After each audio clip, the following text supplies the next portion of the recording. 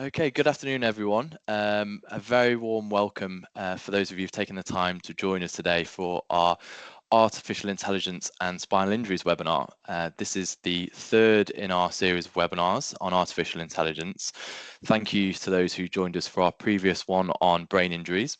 Today, we're going to be focusing on spinal injuries and the role of artificial intelligence.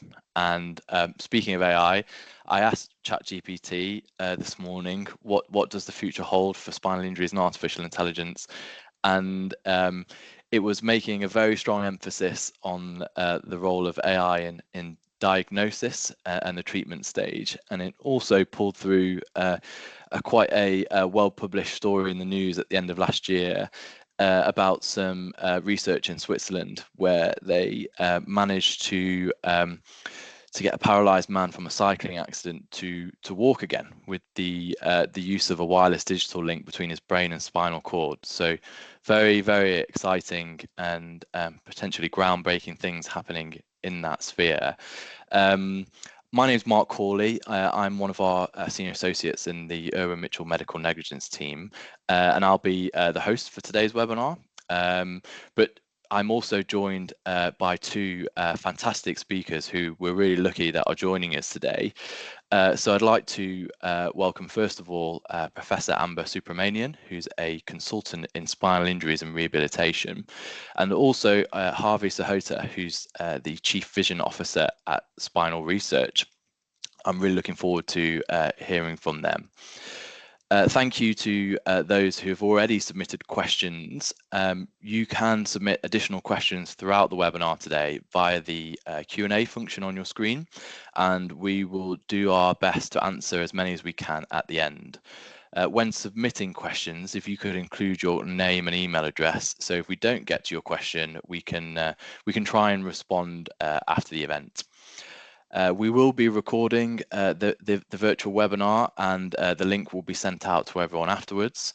And towards the end of the session, we'll be posting a feedback link too. So if you could just take 1 or 2 minutes to let us know your thoughts on the webinar, that will help us when planning these future events. So first of all, I'd like to hand over to Professor Anba Soopramanien, and he is going to talk to us first about his role in spinal injuries and rehabilitation.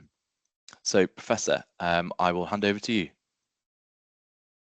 Thank you very much, Mark, and I would like to thank Irwin Mitchell for kindly inviting me to talk about topics very close to my heart. One, improve access to spinal cord injury in the acute stage and long term, improve clinical monitoring of patients, and ensuring ongoing and lifelong support. Next slide, please. So over the years, what I've observed is that there are challenges in spinal cord injury care. It's the issue of capacity and staffing. There's an increasing demand on the number of cases that people are referred to as. The 12 new cases today would be very average numbers. I suspect that between the traumatic and non-traumatic, there will be many more of these cases every day. The second point to remember is that there's a limited bed capacity, about 400 beds in the whole of the UK, and admission accordingly, because we don't have enough beds, can be delayed. All patients are sent to non-specialist beds and non-specialist units. Because of the pressure on beds as well, there's a reduced length of stay, 8 to 12 weeks, and then patients are discharged too early to an unsafe environment. It means where the environment has not been adapted to people's needs, and also when rehab is not necessarily finished. For example, at 3 months, people may be having increased problem with spasticity or an hyperactive bladder. There can then be complications with the bladder, the bowels, the skin, chest, and mood, and people then, having gone home early, are left to themselves to be able to deal with all these issues without knowing how to manage. And there's an increased onset of spinal cord injury, age of onset of spinal cord injury. In the past, when I started my career many years ago, most of the those who had spinal cord injury, very young people who had sports accident. Today, 44% are above 60 years old. With this comes comorbidities and also complications with aging. And to make things even worse, there's a lack of specialists, nurses, doctors, therapists, and dwindling finances. We all hear about the NHS struggling with finance these days. And at times, rehabilitation and spinal cord injury will be the Cinderella specialty and do not always have access to the finance or the funding that is required. Next, please. I started getting involved in, or I was concerned about the access to care.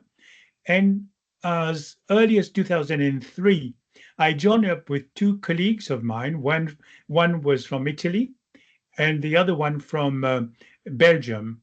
And we successfully got a funding from the European Union, and so as to be able to look at the publication, to look at everything that has been done on the follow-up of patients post spinal cord injury rehabilitation.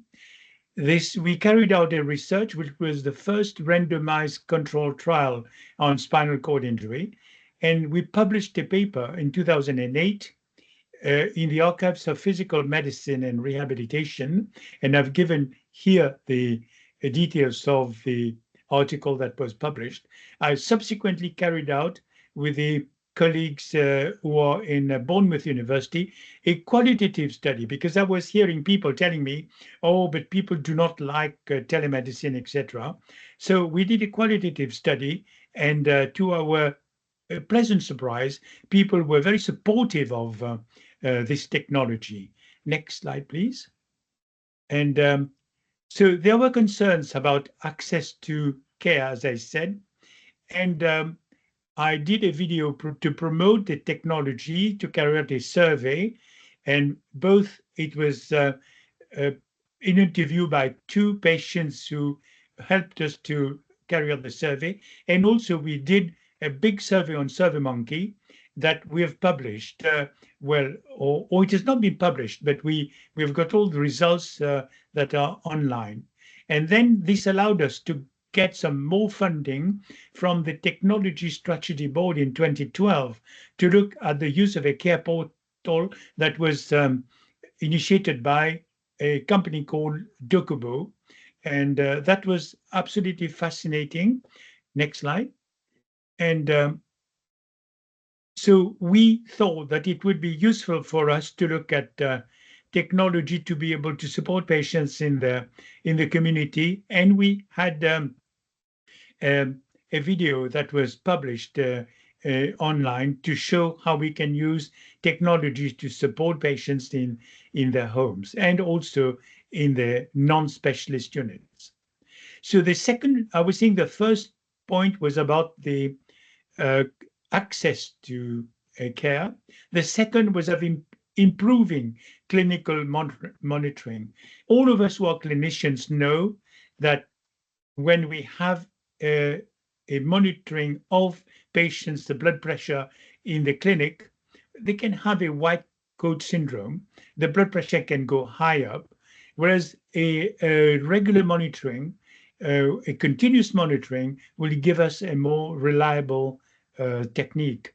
So I've divided this section into acute care, whereby now researchers are successfully using AI technology to stabilize an enzyme which can otherwise be unstable in certain temperatures, to degrade a scar tissue, chondroitinase, and so as to be able to try to dissolve the problem that happened when somebody has just had spinal cord injury. All this is very in their infancy. And I was just saying about the acute clinical monitoring. We're looking at three areas: cardiovascular function, continuous monitoring, blood pressure, heart rate, ECG, etc., all the vital signs. instead of the one-off measurement in the clinic. Assessing the bladder and kidney functions, we are developing some tools to be able to look at non-invasive wearable device to also monitor autonomic dysfunction, which is a big problem in our clinical practice. And obviously, as clinicians would know, we are concerned about respiratory function, and we are looking at AI to help us devise ways and means of measuring and improving respiratory function, especially in patients who have got high-level spinal cord injury. What we are looking at as well is something that is very much in the news these days. It's about providing individualized care and the use of genomics. Eric Topol, who is one of the advisors to the government, wrote a book some time ago about the use of genomics, and this is absolutely fascinating area. And the other thing that we are concerned about as clinicians is predicting the complications from big data. One of my close friends was having significant problems with autonomic dysreflexia these days and has been on bed rest for about 1 month, if not 6 weeks. Unbeknown to her and her clinicians, she had bilateral sacral fractures. And so now limb fractures is something that is underreported and which we should be aware of, especially as people age. Infection is the other problem. Syringomyelia we speak about, although there's not a high incidence, but unlike the Swiss, we do not regularly regulate or monitor syringomyelia. Issue of continence and of pressure ulcers as well. Next slide, please. So technology, the third point, we need to innovative means to solve the problems. AI is not the panacea, and it is AI in the clinical practice is in its infancy. It's one tool within a toolbox. AI, as you know, is intelligence, ability to learn and apply the knowledge. In spinal cord injury, we are hampered by the fact that we do not have reliable epidemiological data, at least in the UK. And even internationally, I would like to know what Harvey thinks of this, because this is one of our problems that we've been struggling with. AI opens new opportunities, many of which are still unexplored. And we've just spoken about the use of ChatGPT. And yesterday, there was on the news all the technology about AI, OpenAI, and Apple, etc. Much needs to be developed in the coming years, and I think we need to take a lead on that. And technology, we are using, and we've been working with colleagues in Canada to work on robots to monitor activities of daily living. Smartphones, which are now very powerful computers, mHealth, wearables, video interactions, and to support patients, families, carers, and clinicians. So in the terms of technology and what we can offer, Shiva Jamwal, my colleague Shiva Jamwal, and who is an OT, and myself, we published a paper in 2020 to offer digital solutions. And I've given the details here of the paper, and I will refer to that paper in a few more minutes. Next slide, please.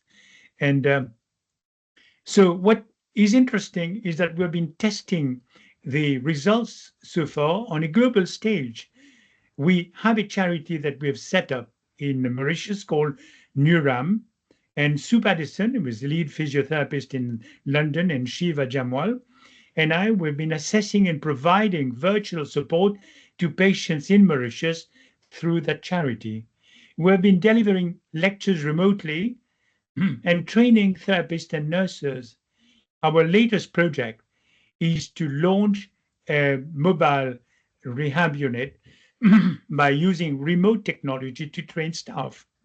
AI will help in the delivery of the teaching.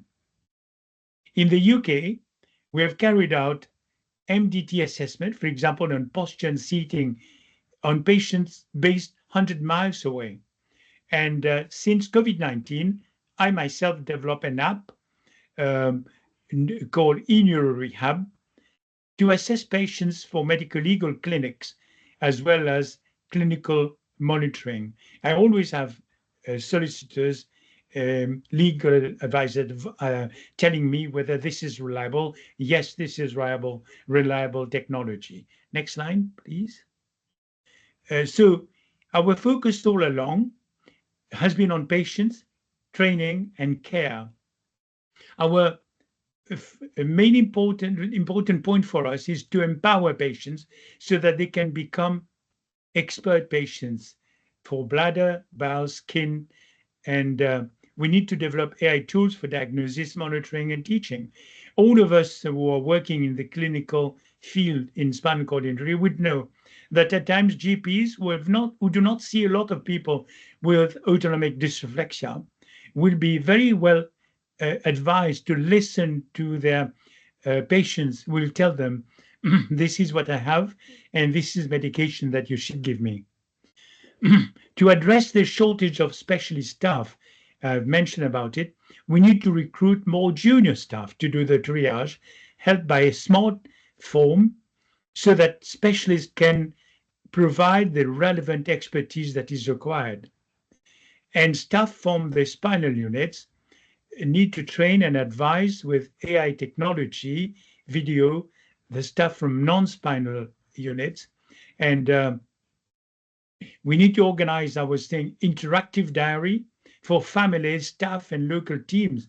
For example, community staff, as often patients come from very far away, and as spinal units are remote, and families at times travel for ages to come to realize the patients are having rehab, and they can't see them for 4 hours.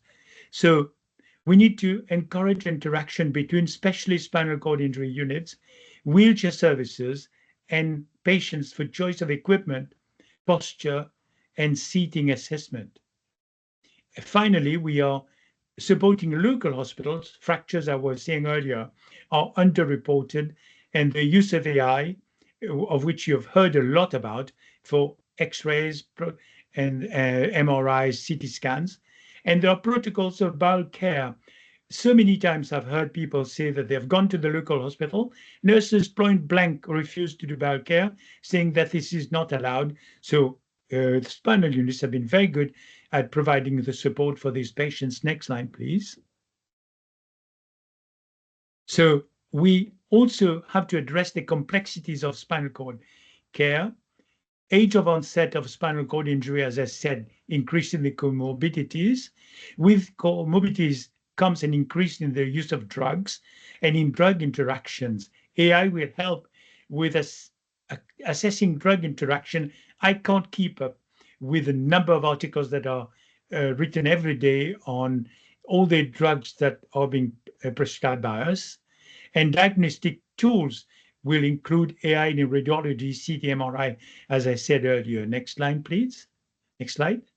So I will skip over these ones just to use about the use of technology in acute rehabilitation in non-spinal units, non-specialist spinal units, to explain, if you are interested to, when you read these slides, to see exactly what we plan to do to provide support to patients in that are being treated by non-specialist spinal centers, one of which, for example, I was working in a unit on the outskirts of Salisbury that was kind enough to accept spinal patients, but did not have the expertise. So spinal unit in Salisbury was able to provide some expertise to them. The second, next slide, please.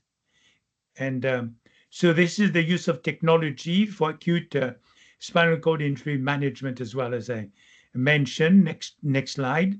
And so in the community, we can use the technology to be able to access support locally, including access to the GP surgery, etc. I'm aware of the time, so, and last slide, please. So I would say that the overall benefits would be improve overall access and speed of access to care, promote individualized care, empower patients and families, offer a global reach, and use AI and tools and other tools to enhance training opportunities nationally and internationally, so as to be able to make of spinal cord injury in the UK, which is the birthplace of spinal cord injury care uh, here, so that it can become an international feature, so to train people internationally, and then reduce waiting list and cost of care. My goodness, this will be music to the ears of politicians these days. Okay, so thank you very much for your time. I would welcome any questions at the end of the of the talk, when Harvey has spoken. Thank you, Professor. That was really insightful.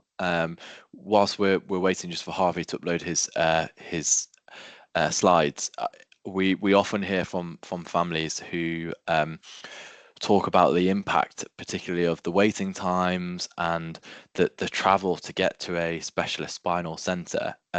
The distance can be huge. So anything which sort of speeds up that access and that rehabilitation is huge. So yeah, really insightful. Okay, well, I'm going to move on now and hand over to Harvey, who, like we said at the outset, is the Chief Vision Officer at Spinal Research. So Harvey, thank you. Over to you. Thank you, Mark. And thank you, Owen Mitchell, for giving me this opportunity to speak on what is a very broad subject and a very quickly moving subject, almost daily, as Professor Anba mentioned earlier. We get news about this field and this domain every single day. So it's difficult to keep up. So I'm the Chief Vision Officer at Spinal Research, or the International Spinal Research Trust. We are a charity that has a vision of creating a future whereby paralysis caused by spinal cord injury is no longer considered permanent. Our mission is to catalyze and accelerate research and development so that we can deliver meaningful therapeutics to people living with spinal cord injury. And the scope of our organization is to focus on repair and restoration of functions after spinal cord. Just a quick blurb there to show that we're quite an old charity. We were formed in 1981, and we've been funding research for 4 decades. We fund here in the UK and internationally. So before we start on artificial intelligence, just a caveat, I've been working in technology for over 20 years. And 20 years ago, when I was a computer science graduate, artificial intelligence wasn't really terminology we used. And since then, of course, there's so much more new terminology. So I thought I'd go through a process of very quickly looking at some of the words that are used in and around artificial intelligence and digital technologies. So digital, I think this is one we're all familiar with. Obviously, the use of electronic technology to generate and store processed data. Automation, so this is the creation of systems or software in place of time-consuming or manual activities that usually we as humans would deliver through effort. Robotics is the science of making and using intelligent machines to assist humans. Compute, think of computers carrying out calculations or commands on a computer. Big data, as opposed to data, are extremely large collections of diverse data, both structured and unstructured, which typically grow exponentially over time. Artificial intelligence, which is simulation of human intelligence processes by machine or by a machine.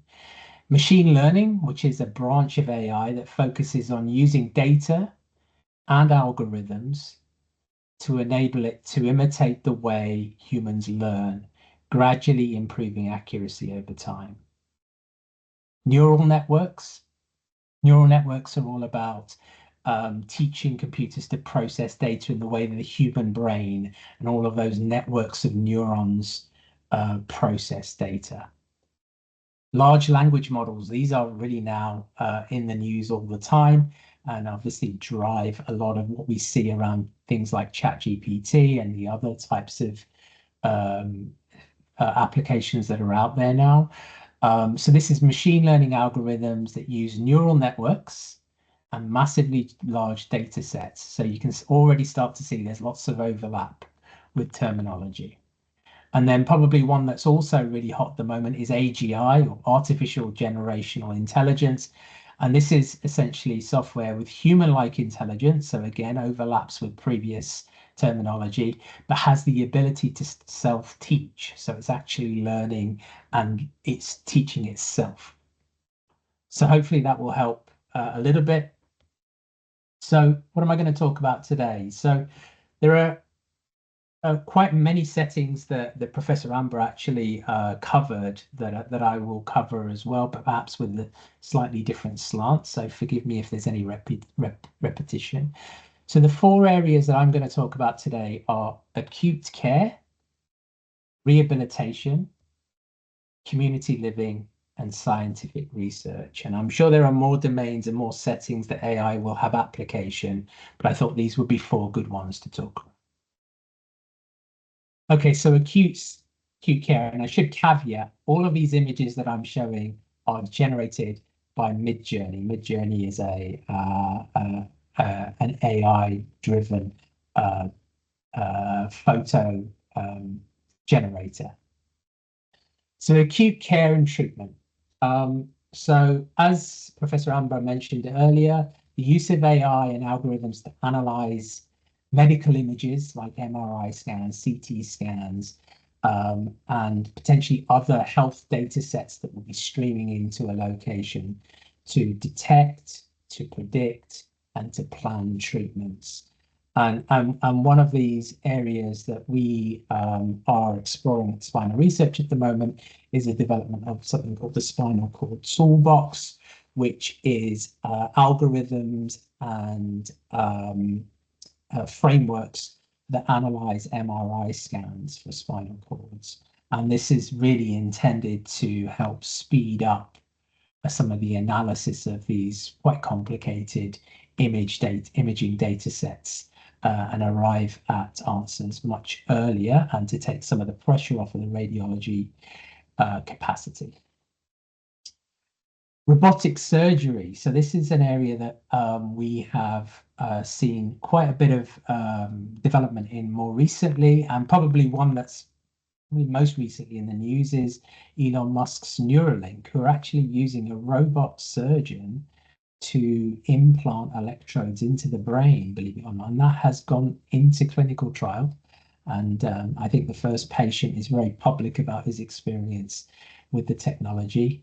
But we can go a lot further than that. So if you're able to automate surgeons, you're obviously also able to automate theatres, operating theatres, and that allows you to control things like temperature, to be able to monitor things like blood pressure, cord pressure, and all kinds of things like that. There's huge amounts of opportunity in this space, but a lot yet still to be developed.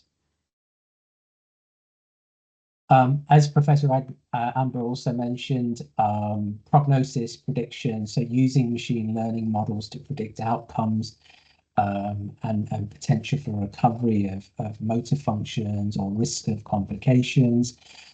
Much of this, of course, depends upon the types of technologies that are drawing data, collating data, and then being able to model that data in efficient ways with the right level of bias.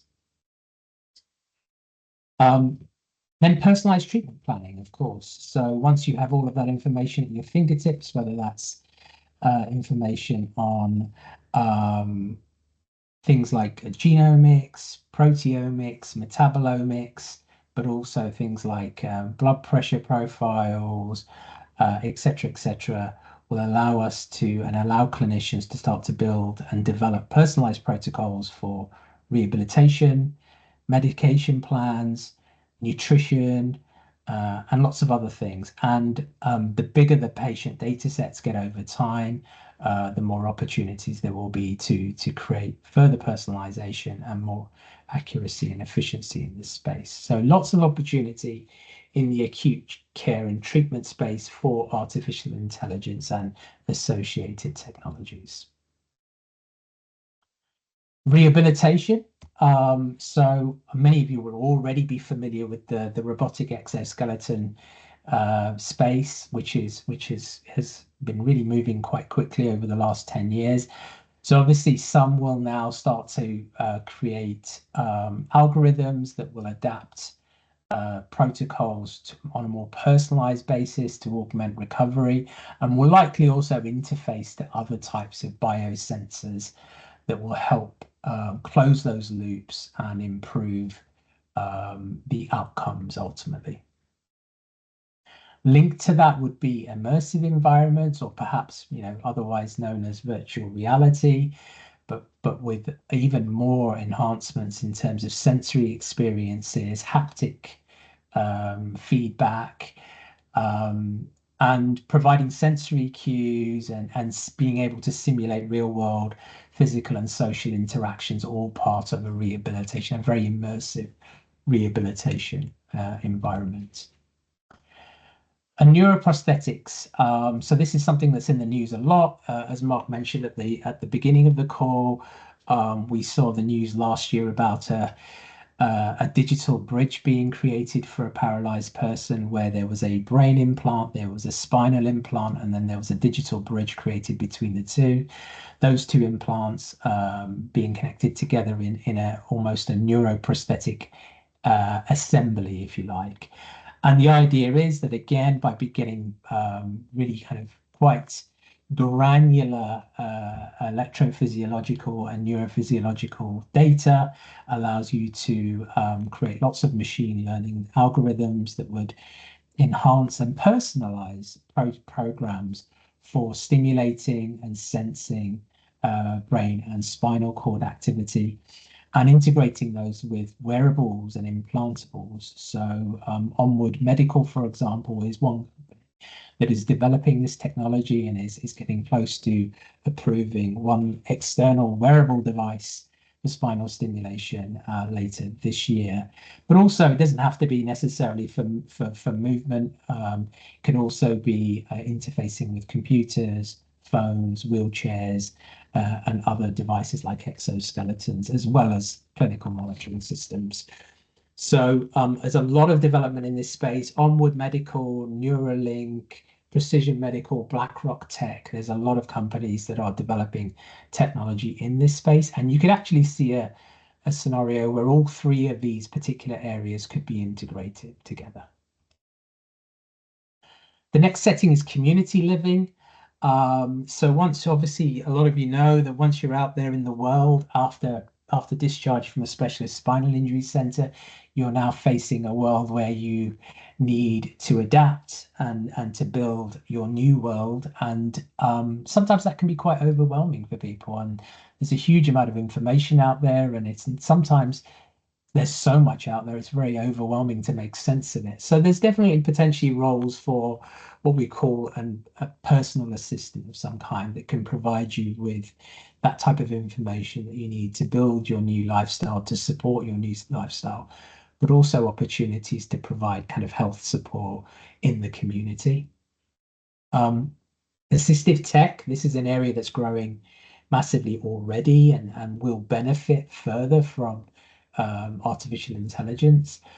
So whether that's in the form of wheelchairs, being far smarter, more adaptive to your life, to smart homes, again, that are more adaptive to your life.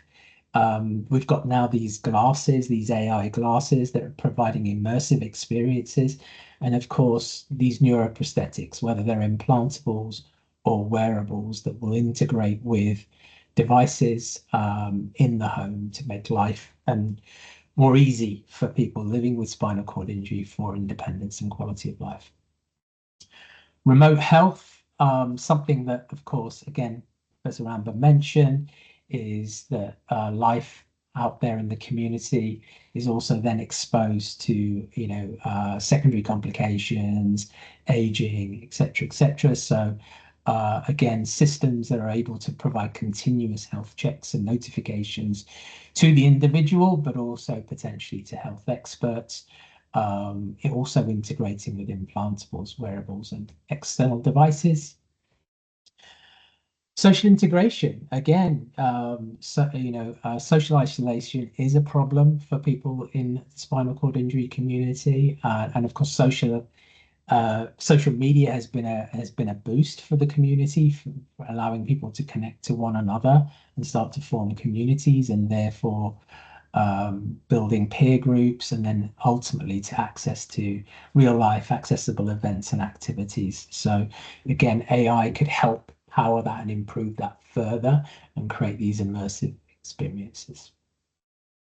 And then an area that's quite dear to me, of course, in my role at Spinal Research, is scientific research and what artificial intelligence could do for that. So target hunting for druggable molecular targets from these really large data sets that are being created from, single cell level analysis of multiple species, huge billions of data points that are now available for researchers to analyze, and they're creating opportunities and models to either simulate diseases or injury, but also to discover these druggable targets that could create the drugs and therapeutics of the future. There's also, in terms of the R&D process for creating drugs, so drug screening, automation through AI and robotics allow us to do things at much higher throughput. Something that was in the news 2 weeks ago from AlphaFold 3, who have created a protein design system, a predictive protein design system, again, to develop the drugs of the future.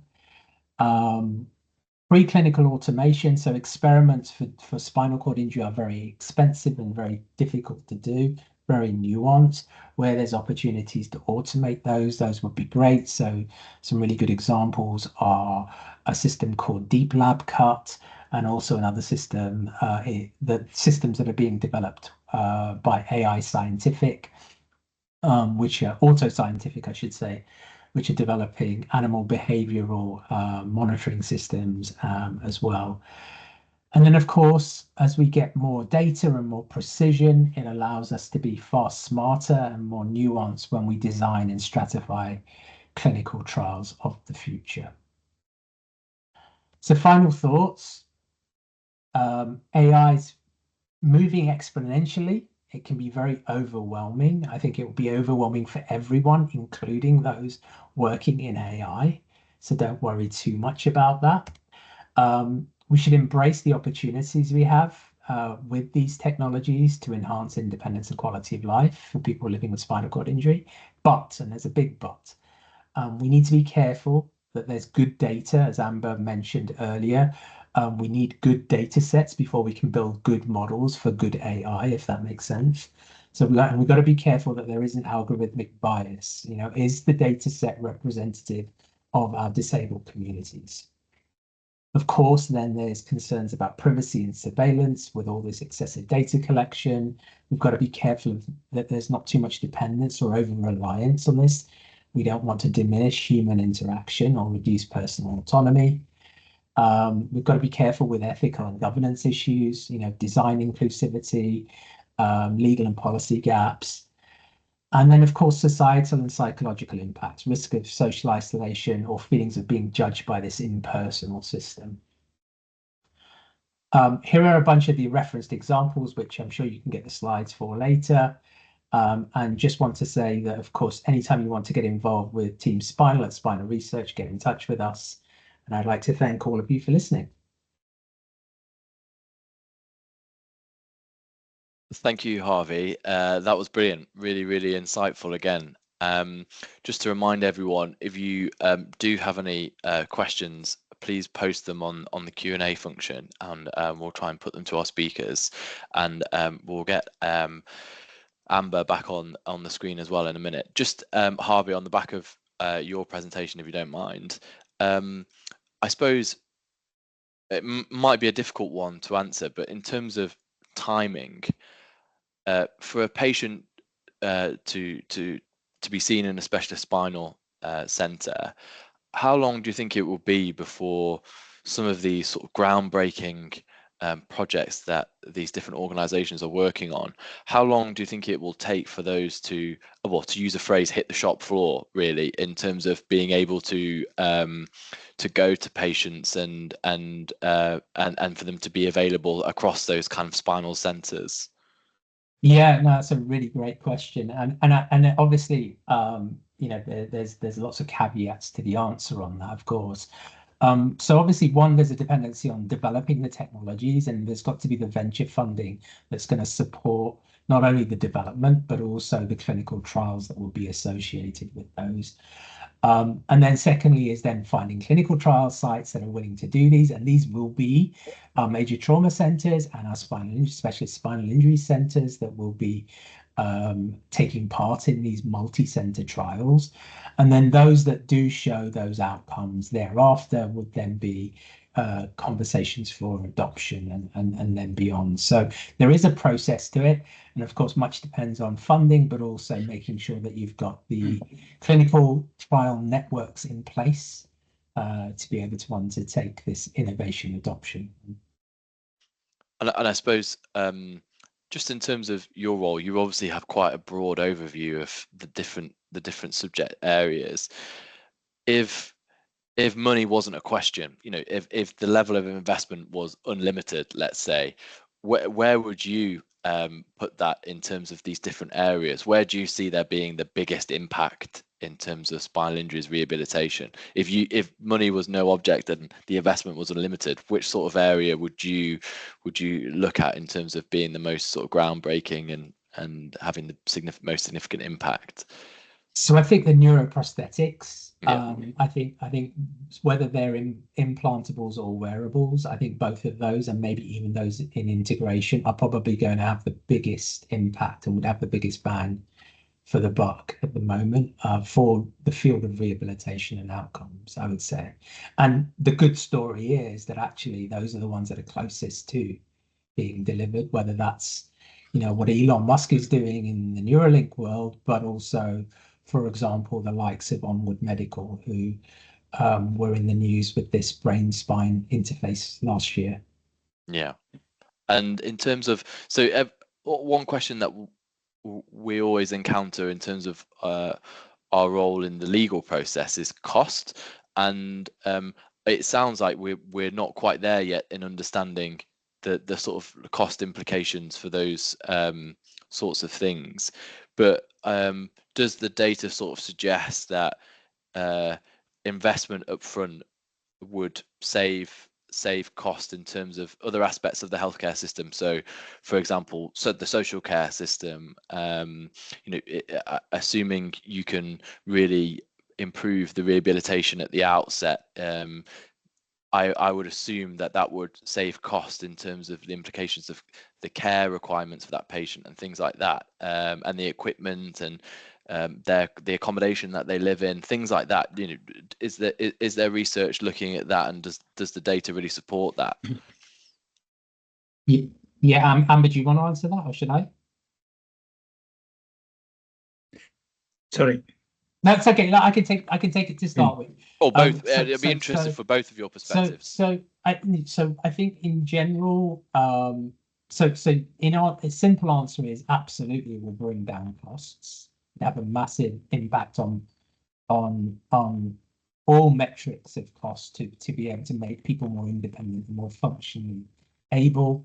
And I think where we talk about economic modelling for that, I think we're still some way away. We commissioned some economic modelling back in 2019 for the cost to the public purse of spinal cord injury, and you guys can look that up. It's the McDade paper, but and it's hugely expensive. We are the most expensive community out there when it comes to lifetime costs. So yeah, absolutely. Like rehabilitation, investment in rehabilitation does, of course, investment in technologies that will further enhance independence and function will naturally see a cost reduction. Anba, do you have a view? Yes. On the, you mentioned earlier about the hierarchy of the areas where funding should go, etc. If I understood well your question, my view on that is that obviously for the for social media, the press, etc., what hit the headlines would be making people walk again. Whereas I feel that having, as a clinician and having done read the research and interviewed a lot of patients, at times the issue of continence is something that is more important for them. Bladder, bowel, so I remember, or the sexual function. I remember very well somebody with a cauda equina syndrome, and an orthopedic surgeon said, "Oh, we can discharge him now because he can walk without any problem." But unbeknown to him, the patient went just a few miles down the road and had a massive problem with bowel incontinence in the supermarket. So I think we have to bear in mind that at times there's been a lot of work that has been done in the past by, for example, Brindley and others who are working on stimulation to improve bladder function, bowel function, etc. But unfortunately, many of these devices have gone out of favor because it's not cost effective and it doesn't make a lot of money. And yes, for example, for the as a medic doing medical legal work, I do get asked questions by lawyers. They want us to write about the very costly exoskeleton, which will cost at that time maybe £150,000, bearing in forgetting that at times patient cannot get access to the basic MRI or CT scan in the local hospitals or spinal units. So that's why I would put a new sort of a notion of caution there, because I said that we need to look at the priorities, and maybe I'm sure that Harvey, in his work, has organized all this, the surveys, etc., and is using all these surveys, the results, to be able to inform him on what to fund in terms of research.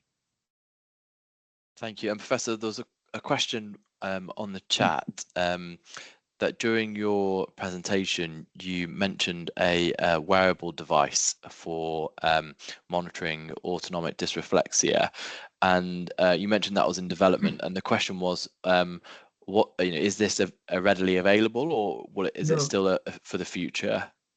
I think you gave the answer there.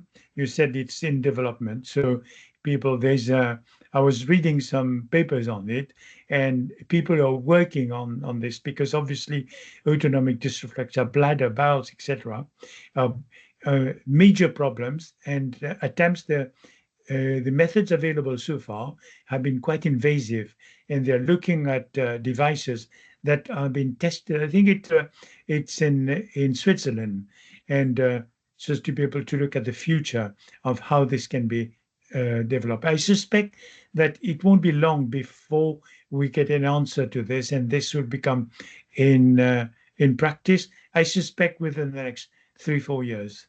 But I know that people are waiting. 3-4 years, that's a long time. Yes. And we're obviously talking today, we've spoken quite a bit about spinal units. One of the questions that came in was in relation to neuro rehab units as well, and what role will they play in either clinical trials, I suppose, or the patients that present to those units. How will they have an impact or role in this process? So private neuro rehabilitation units or NHS specialist centres. It didn't say. But if there's a point of view from either, I'd welcome it, Harvey. Sure. So I think one thing we can agree on here in the UK is that we don't have enough clinical research capacity. So therefore, when international trials are started, we are not really able to get involved in enough of them. And that's really just down to there being that squeeze on the NHS that we read about all the time. One of the things we're doing at Spinal Research at the moment is we've just established a clinical research network manager who is working with Ram Hariharan at Sheffield, or he's now at Pinderfields, to start to develop a network that will make a case to increase that capacity.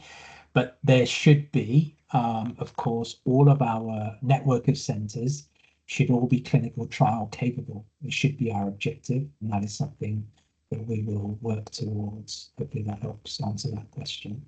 Of course, then clinical trials will then extend into home and outpatient settings as well in the future. So we know that not everything is delivered within the clinic, and that's the natural next step. And I would say, sorry, Professor, go ahead.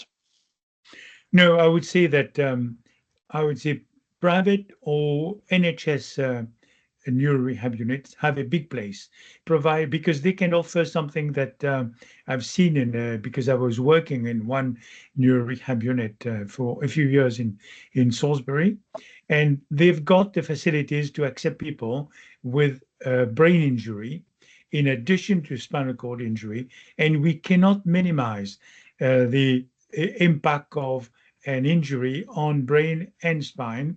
Very often these people do not get admitted to spinal cord injury units, sadly. And whereas the neuro rehab units are able to admit them. So, but there is a problem. There's not a problem.